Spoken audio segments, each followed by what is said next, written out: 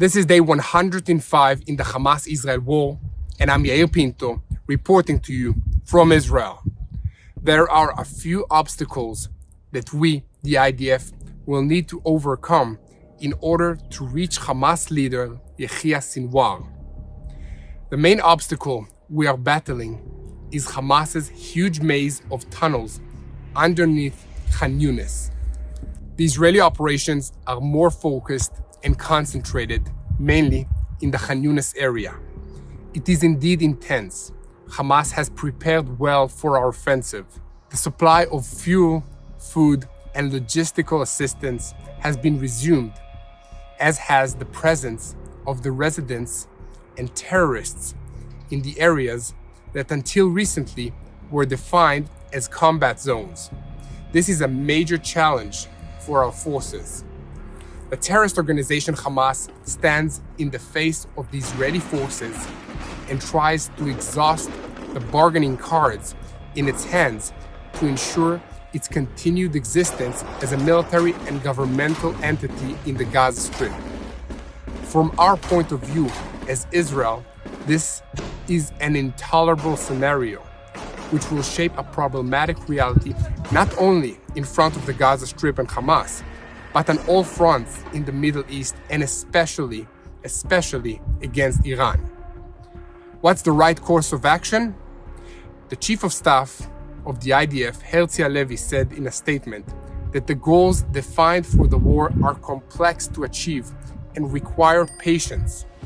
This is an enemy who knows Israeli society well and plans his moves with awareness of its sensitivities. The pressure on Hamas is the key in order to progress the matter of releasing the Israeli hostages. But in view of the importance of the time element in this issue, it is necessary to adjust the intensity of the pressure and the centers where it will be applied in order to quickly achieve the required effect.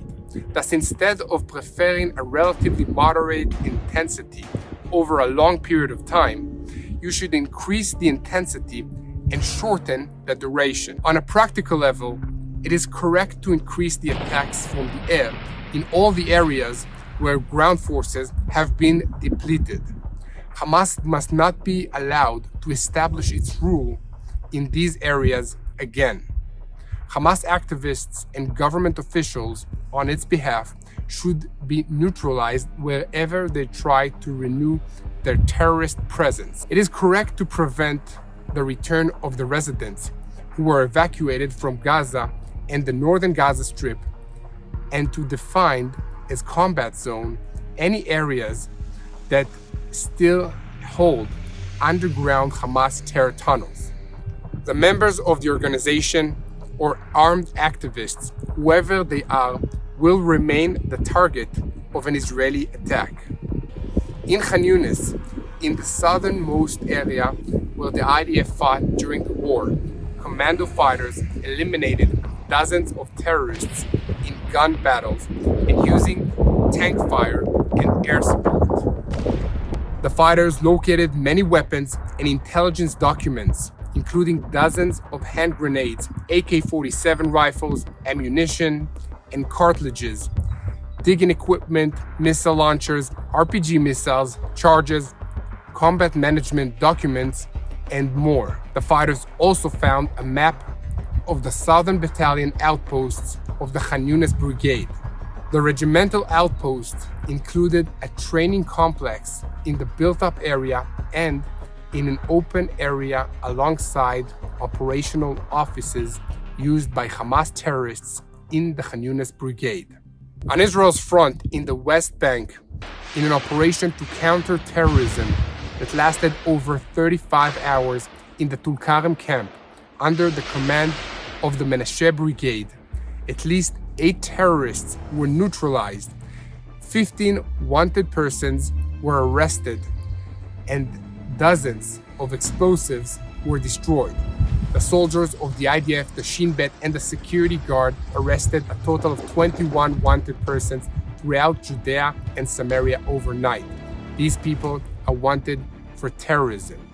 During the operation, the fighters conducted exchanges of fire and clashed with armed terrorists who shot and threw explosives at our troops. At the same time, overnight, the fighters arrested 21 terror suspects throughout Judéia and Samaria. 10 of them were arrested in the El Rov camp in the Etzion division, and dozens of them in the village of Harmela, also located in the West Bank. In the village of Ras Atia in Ephraim, the fighters located weapons. And in the city of Kalkilia, an Israeli border police soldier was injured by explosives that were fired at him and was taken to a hospital to receive medical treatment. In the city of Hebron, the fighters located many weapons and flags of the terrorist organization Hamas. On Israel's northern front, in the past 24 hours, IDF forces attacked targets of the terrorist organization Hezbollah in southern Lebanon. Earlier today, Air Force fighter jets attacked a terrorist infrastructure and a launch site of the Hezbollah terrorist organization in the areas of Etaron and El Adissa in southern Lebanon. In addition, a number of launches were detected towards the Shtula, Malkia, Menara, and Har Dov areas inside Israel. The IDF responded by attacking the origins of the shootings. And like in any day, I want to salute the heroes of Israel who fell defending the country. Sergeant Uri Gerbi, 20 years of age, from Herzliya, a fighter in the Givati patrol unit, died of his wounds yesterday after being wounded on the 17th of January in a battle in southern Gaza. Let's all join in prayer for the families of the victims, for the peace of Israel, and for the peace of Jerusalem. We believe that only God can bring a peaceful solution to this region, for the people of Israel, for the people of the Gaza Strip, and for the entire Middle East.